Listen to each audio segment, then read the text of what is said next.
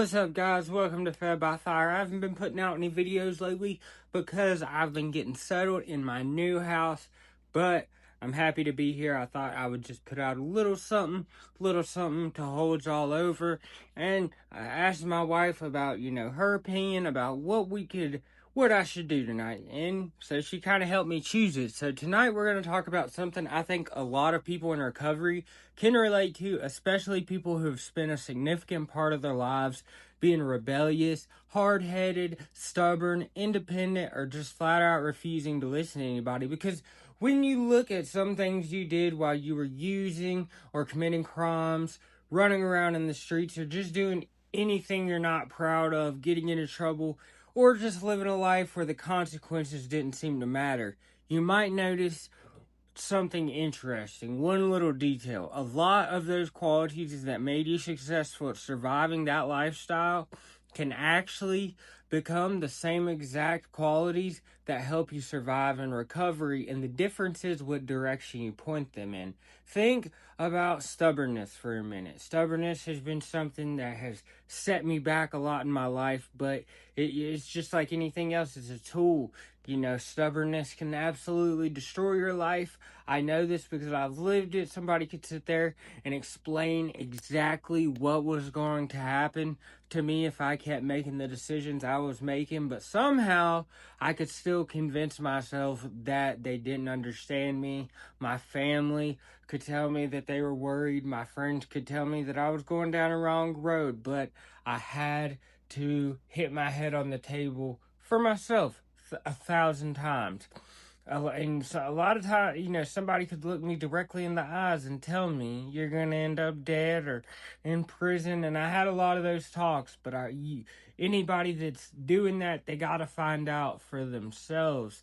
And another thing people told me that I didn't believe till I was that you're going to end up completely alone if you keep living this way. And instead of hearing the warning, sometimes the stubborn part of me would almost take it as a challenge, like, oh yeah, you think I'm gonna fail? Well, watch me. And that mentality can be incredibly destructive when you're using it to justify bad decisions. But here's the crazy part: that same mentality can become incredibly powerful when you turn it around, because recovery requires you to have some stubbornness. You have to be stubborn enough to say no when people around you are saying yes, or when you could be put in an at-risk situation. You have to be stubborn enough to walk away when somebody might offer you something. You have to be stubborn enough to tell yourself, I don't care how bad today feels, I'm not going back. You have to be stubborn enough to understand that one bad day doesn't mean you need to throw everything away that you've built. And you have to be stubborn enough to recognize that your past doesn't get to dictate your future, and that's a completely different kind of rebellion. And honestly, I think it might sound corny a little bit, but recovery is one of the most rebellious things a person can do, because if you spent years being told by society and by your family or by your own reputation or even by yourself that you're nothing, or you're a failure or a criminal or an addict or a screw up or somebody who just can't change, because that was me. I was Mr. Can't Get Right. Then getting clean and staying clean is basically telling all of those expectations and those people to go to hell. And you're saying you don't get to decide who I am or where I'm going. You're saying my past doesn't own me. You're saying I know what I've done and I own it. But I refuse to let what I've done determine everything else in my life, or determine what I'm going to do for the rest of it. That's true rebellion, if you ask me. And I think that's where people like us can usually use some of those old characteristics in a completely different way. Maybe you're hard-headed, then good, be hard-headed about the right things. If you're stubborn, then good, be stubborn about your recovery and about your choices. Maybe you were independent, then good, learn how to stand on your own 2 feet without needing that chaos to surround you.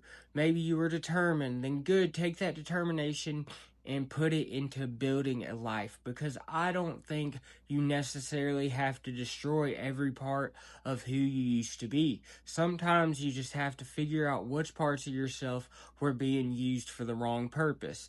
And I think about fire for a minute. Fire isn't inherently good or bad. It depends on what you do with it. It can burn your house down, or it can keep you warm. It can destroy something, or it can help you cook a meal. The fire itself isn't the whole story. The direction and the purpose of the fire is what matters. And I think people are the same way. That anger that used to have might not it might not disappear completely. You know, sometimes I find myself getting irritated, but you just gotta stop and look around you. Maybe you need to learn how to control it, like I did. And the confidence you had when you were doing stupid things, it doesn't have to disappear. Maybe you need to use it, you know, to believe that you can build something better. That stubbornness that once kept you from listening now can be stubbornness that keeps you from giving up. Well, I have a lot more on this subject, but that's all for this one. I got a lot more coming y'all's way this week. Be on the lookout for it. If you have an interesting story to tell and want to be a guest, get at me on Instagram or TikTok. My links are in the description. Peace.